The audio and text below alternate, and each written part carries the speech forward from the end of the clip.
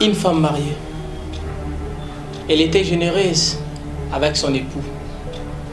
Un bon matin, cette femme se lève, dit à son mari, « Je trouve ces mariages ici, tout est sérieux.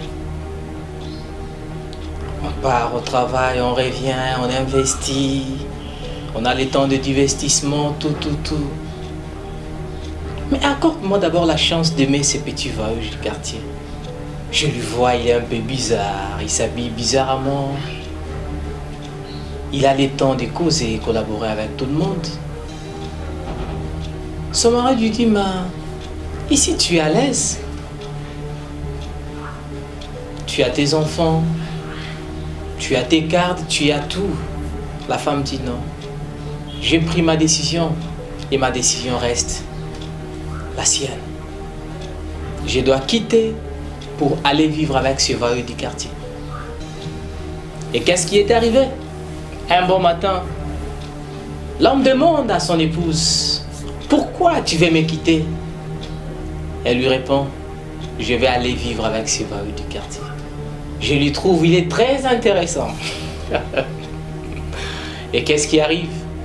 La femme part. Elle commence à habiter avec le voyou du quartier.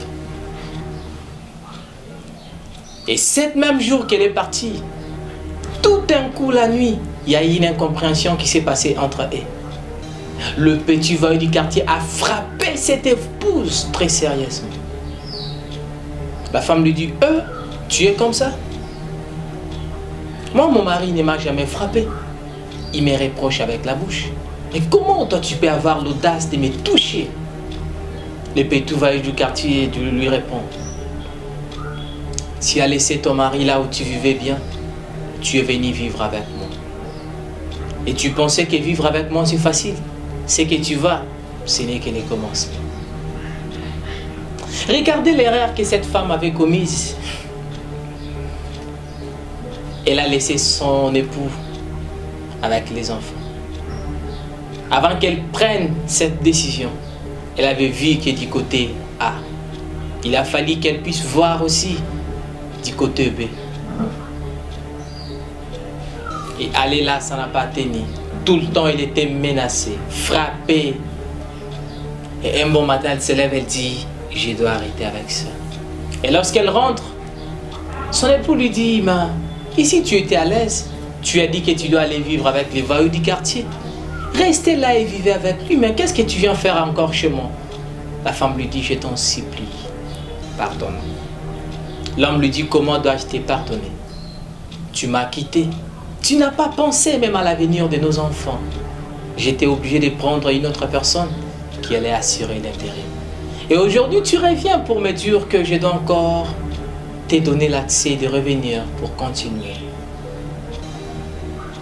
L'homme regarde sa femme, lui dit, « Je t'aime trop. Mais je te demande qu'une seule chose. Prends cette somme d'argent. Va t'en débrouiller avec. Car il n'y a pas moyen que tu puisses encore revenir. Car entre ces temps que tu es parti et les temps que tu reviens, je ne sais pas ce qui s'est passé entre cet intervalle. » Et tout d'un coup, la femme se mit à pleurer. Elle dit, « Qu'est-ce que j'ai fait? Mais voici, j'ai perdu 1, mon mari, 2, mes enfants. Et 3, le voyou du quartier que j'étais en train d'observer à distance n'est pas réellement la réalité de ce que je pensais. Voilà pourquoi je t'en supplie, toi, jeunes frères et sœurs, chers parents, toi qui es dans les couples, contente-toi de l'homme que Dieu t'a donné. Contente-toi de la femme que Dieu t'a donnée. Contente-toi des enfants que Dieu t'a donnés.